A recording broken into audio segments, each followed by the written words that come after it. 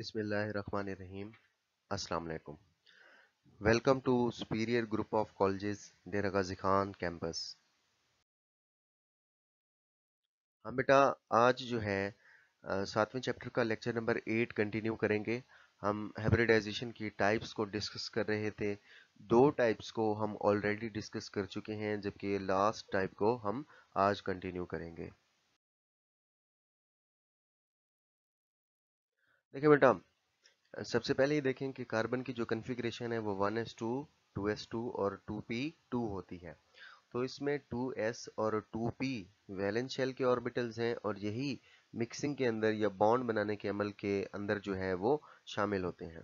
तो डेफिनेशन के अंदर इसी वजह से फिर हम लिखते हैं the process in which 1 2s, यानी एक ऐसा अमल जिसमें एक 2s का ऑर्बिटल और एक जो है 2p का ऑर्बिटल, किस किस एटम का, कार्बन एटम का।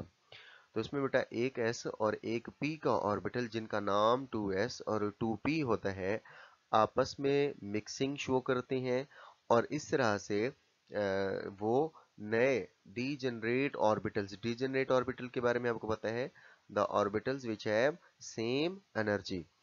तो ये sp हाइब्रिडाइज्ड के बेटा दो ऑर्बिटल्स बनाएंगे। देखें, तादाद में दो थे मिक्स होने से पहले, और मिक्स होने के बाद भी तादाद में ये दो होंगे।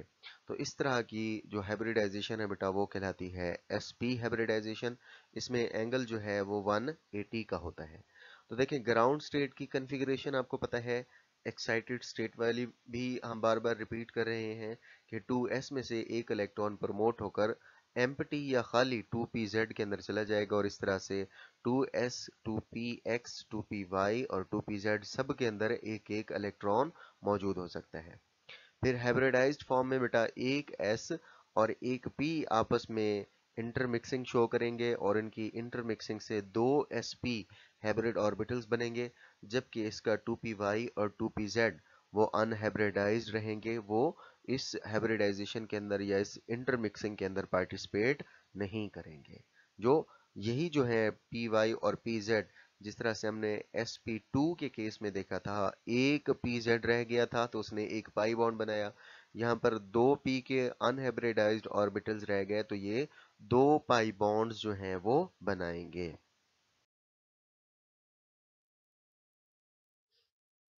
देखें, यहाँ पर बेटा थोड़ा सा स्कीमेटिक डायग्राम के जरिए भी आपको समझाया गया है कि 2s के अंदर दो इलेक्ट्रॉन है, जबकि 2p यानी इसमें पहला 2px है, दूसरा 2py है, इनके अंदर एक एक इलेक्ट्रॉन, जबकि 2pz एम्प्टी नजर आ रहा है।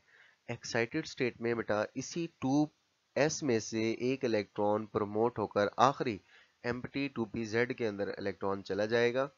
लेकिन बीच में जो है बेटा दो 2s इसमें से एक ऑर्बिटल, जबकि 2p में से भी एक ऑर्बिटल इंटरमिक्सिंग शो करके दो sp हाइब्रिडाइज्ड ऑर्बिटल्स जो हैं वो जनरेट करेंगे, जबकि 2py और 2pz आपका अनहाइब्रिडाइज्ड रह जाएगा। अब देखें, प्रीवियस लेक्चर के अंदर जिस तरह से आपको समझाया था कि जो आपका s होता है ये पॉजिटिव साइन रखता है, इसमें नेगेटिव साइन नहीं होता। जबकि जो p ऑर्बिटल है, कन्वेंशन वाइज इसके दो हिस्से होते हैं। एक देखें, डार्क ब्लू कलर वाला आपको नजर आ रहा है, ये पॉजिटिव इसका साइड है। जबकि एक आपको वाइट कलर वाला नजर आ रहा है, इसके सेंटर के अंदर आपको कोई कलर नजर नहीं आ रहा, तो ये नेगेटिव साइड है। तो ये नेगेटिव साइड जब एस के साथ ओवरलैप करेगी तो ये रिड्यूस हो जाएगी। जबकि अगर पी की ब्लू साइड जो है, डार्क ब्लू वाली, ये जब एस के साथ ओवरलैप शो करेगी तो एक जैसे पार्ट्स होने की वजह से ये कंस्ट्रक्टिव इंटरफेरेंस शो करेंगे, जिसकी वजह से देखें ब्लू वाला 2sp जो है वो साइज में बड़ा, जबकि दूसरे वाला साइज में छोटा। तो इस तरह से बेटा 2sp के हाइब्रिड ऑर्बिटल्स आपको मिलेंगे। अब देखें, ये दोनों चूंकि लीनियर हैं, इन दोनों में एंगल 180 का होगा।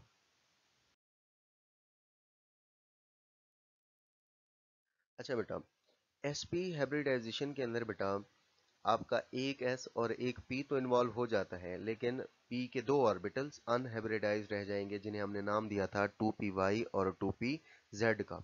अब ये दोनों बेटा sp हाइब्रिडाइज्ड ऑर्बिटल्स पर परपेंडिकुलर होंगे।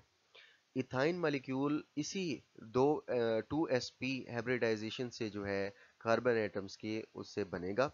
sp sp ओवरलैप जो है एक कार्बन की दूसरे कार्बन के साथ होगी, जबकि रिमेनिंग जो है वो आपकी लीनियर ओवरलैप करके सिग्मा बॉन्ड्स बनाएंगे।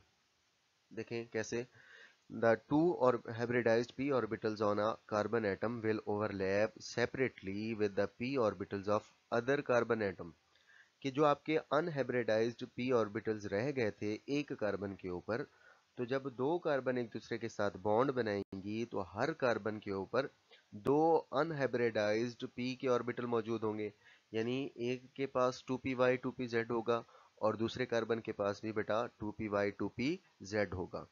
तो जब ये दोनों एक दूसरे के पैरेलल आएंगे तो पैरेलल आने की वजह से ये एक दूसरे के साथ मिक्सिंग या ओवरलैपिंग शो करेंगे। और आपको पता है पैरेलल ओवरलैप से आपका कौन सा बॉन्ड बनता है, पाई बॉन्ड। तो देखें दो पी ऑर्बिटल एक कार्बन के हैं, दो पी ऑर्बिटल दूसरे कार्बन के हैं, तो इसके नतीजे में बेटा आपके दो पाई बॉन्ड्स बनेंगे।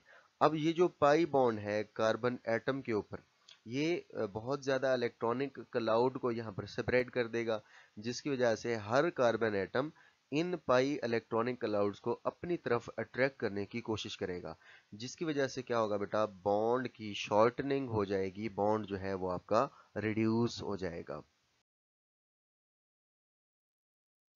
अच्छा बेटा, यहाँ पर sp हाइब्रिडाइजेशन की डायग्रामेटिक स्केच आपको थोड़ी सी समझाई गई है, क्योंकि sp हाइब्रिडाइजेशन में एक s और एक p इन्वॉल्व होता है, और इनकी जब ओवरलैप होगी तो ओवरलैप में एक जैसे एरियाज की ओवरलैप से बेटा लार्जर लूप्स बनती हैं, और डिफरेंट आपके चार्ज वाली जो आपकी लूप्स हैं यानी पॉजिटिव और नेगेटिव, ये जब मिक्सिंग शो करेंगी तो इससे स्मॉलर लूप्स बनेंगी।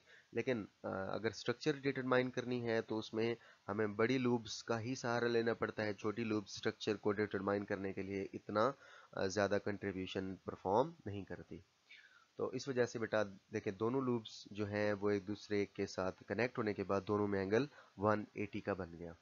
अब sp हाइब्रिडाइजेशन से रिलेटेड बेटा कुछ पॉइंट्स हैं। sp हाइब्रिडाइजेशन में जो बॉन्ड एंगल होगा वो 180 का होगा, ज्योमेट्री जो है वो लीनियर होगी यानी स्ट्रेट, और करेक्टर जो है देखें एक s है और एक b है, तो टोटल करेक्टर को आपने दो हिस्सों में तकसीम करना है, तो 50% बेटा s के पास चला जाएगा और 50% p के पास चला जाएगा। तो ये बेटा आगे आपको दिखाया गया है कि लीनियर स्ट्रक्चर कैसी होती है। सेंटर में आपको पर्पल कलर के अंदर जो है वो सेंट्रल एटम दिखाया गया है, जबकि दो लेफ्ट और राइट साइड पर आपको ग्रे कलर के एटम्स जो हैं वो दिखाए गए हैं, ये आपके बॉन्डेड एटम्स हैं। तो बॉन्ड एंगल जो है वो इन्हीं बॉन्डेड एटम्स के दरमियान होता है, और यहाँ पर ये बॉन्ड एंगल 180 का बन रहा है। अब यहाँ पर बेटा आपको थोड़ा सा आखिर में ये कॉन्सेप्ट समझाने की कोशिश की है कि देखिए सेंटर के अंदर आपका लाइट रेड कलर के अंदर आपको स्फेरिकल फॉर्म के अंदर s ऑर्बिटल दिखाए गए, जबकि इसी के साथ मिक्सिंग शो करने वाले p ऑर्बिटल्स की दो लूप्स, एक पॉजिटिव और दूसरी नेगेटिव दिखाई गई है। देखें s की पॉजिटिव साइड है और जब वो p की पॉजिटिव साइड के साथ मिलेगी तो एक बड़ी लूप बनेगी, क्योंकि यहाँ पर कंस्ट्रक्शन होगी, एक जैसे पार्ट्स एक दूसरे के साथ एड अप होंगे।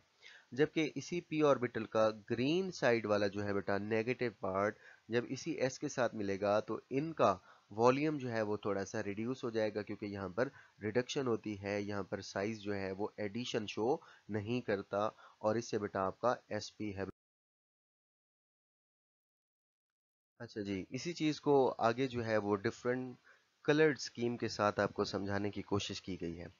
देखें ब्लू कलर में आपको एस नज़र आ रहा है, जबकि पी का एक रेड कलर है और दूसरा ब्लू, यानी एक जैसी जब साइड्स एक दूसरे के साथ ऐड होंगी तो ये लूप्स बड़ी हो जाएंगी, और डिफरेंट साइड्स एक दूसरे के साथ ऐड होंगी तो ये लूप साइज में छोटी हो जाएंगी। तो देखें जो आपके अनहाइब्रिडाइज्ड ऑर्बिटल्स हैं उनकी जो कलर है वो कुछ और तरह से आपको नज़र आ रही है, कलर स्कीम।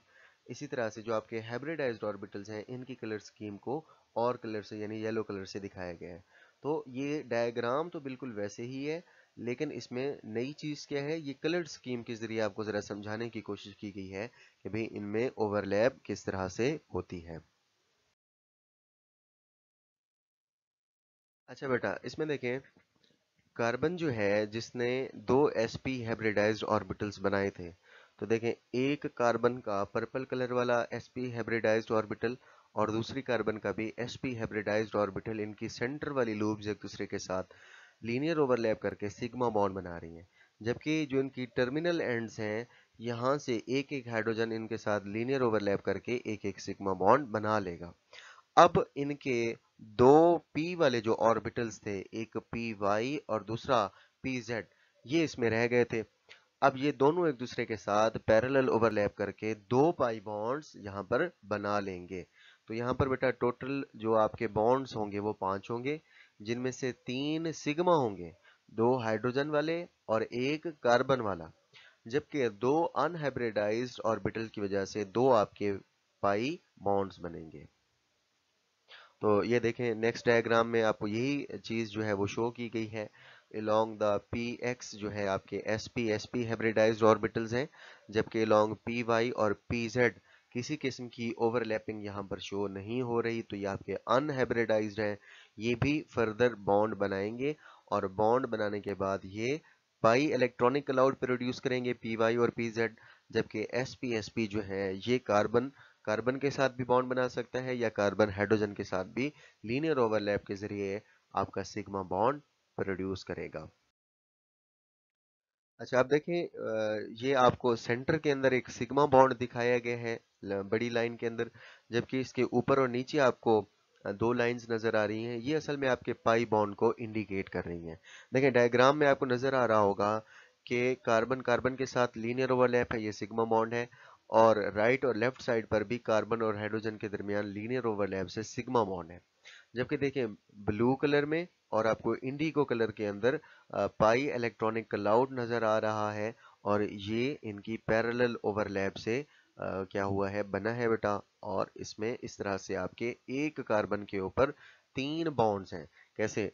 एक कार्बन का दूसरी कार्बन के साथ लीनियर ओवरलैप से एक बॉन्ड बना, जिसे सिग्मा बॉन्ड कहते हैं, जबकि ब्लू कलर वाले और इंडिगो कलर वाले दो पी ऑर्बिटल्स पैरेलल ओवरलैप के जरिए बेटा पाई बॉन्ड बना रहे हैं। अच्छा जी, इसकी अदर एग्जांपल्स में बेटा बेरिलियम क्लोराइड को हमने डिस्कस करना है। इसमें भी आपकी sp हाइब्रिडाइजेशन होती है। बेरिलियम का एटॉमिक नंबर 4 है। कॉन्फ़िगरेशन बेटा इसकी बनती है 1s2 2s2 2px 0, ये एम्प्टी है। जब ये एक्साइटेड स्टेट में जाएगा तो 2s में से बेटा एक इलेक्ट्रॉन प्रमोट होकर 2px एम्प्टी ऑर्बिटल के अंदर चला जाएगा। अब इस तरह से s के अंदर एक इलेक्ट्रॉन हो गया और p के अंदर भी एक इलेक्ट्रॉन हो गया, ये अनपेयर्ड है। ये दोनों जब मिक्सिंग करेंगे, मिक्सिंग के बाद बेटा देखें एक s होगा और एक p होगा। मिक्सिंग के बाद भी तादाद में आपके दो हाइब्रिड ऑर्बिटल्स ही बनने चाहिए और ऐसा ही होता है। तो एक s और एक p मिलकर बेटा sp के दो हाइब्रिडाइज्ड ऑर्बिटल्स बना देंगे। डायग्राम में देखें जरा, यहाँ पर बेटा ब्लैक कलर के अंदर आपको एक s दिखाया गया है और एक p का ऑर्बिटल दिखाया गया है, और इनकी मिक्सिंग से जो है बेटा लार्जर और स्मॉलर लूब्स बनेंगी, और इन्हीं को जब आप मिलाएंगे तो नीचे बेरिलियम के sp हाइब्रिडाइज्ड दो लूब्स आपको रेड कलर के अंदर दिखाई गई हैं। अब इसने बॉन्ड बनाना है बेटा फर्दर क्लोरीन के साथ, जबकि sp के अंदर एक एक इलेक्ट्रॉन मौजूद है, ये अनपेयर्ड है। इसने पेयरिंग करनी है, इसने जोड़ा बनाना है। तो देखें क्लोरीन 17 एटॉमिक नंबर है और इसकी कॉन्फ़िगरेशन के मुताबिक 2pz के अंदर बेटा एक इलेक्ट्रॉन ठहरा हुआ है। तो हर एक क्लोरीन का 2p जिसके अंदर एक इलेक्ट्रॉन है 2pz वाला ऑर्बिटल, वो इसके साथ लीनियर ओवरलैप करेगा। देखिए लेफ्ट साइड से भी एक क्लोरीन है, जबकि राइट साइड से भी एक क्लोरीन है। ये इसके साथ लीनियर ओवरलैप करेंगे और लीनियर ओवरलैप के जरिए यहाँ पर सिग्मा बॉन्ड बनेगा, सिंगल कोवलेंट बॉन्ड इसमें प्रोड्यूस होगा। अब देखें बॉन्डेड एटम्स क्लोरीन का दूसरे क्लोरीन के साथ जब आप बॉन्ड एंगल निकालेंगे तो ये 180 का होगा, और इसकी जो ज्योमेट्री होगी वो क्या होगी बेटा, लीनियर होगी।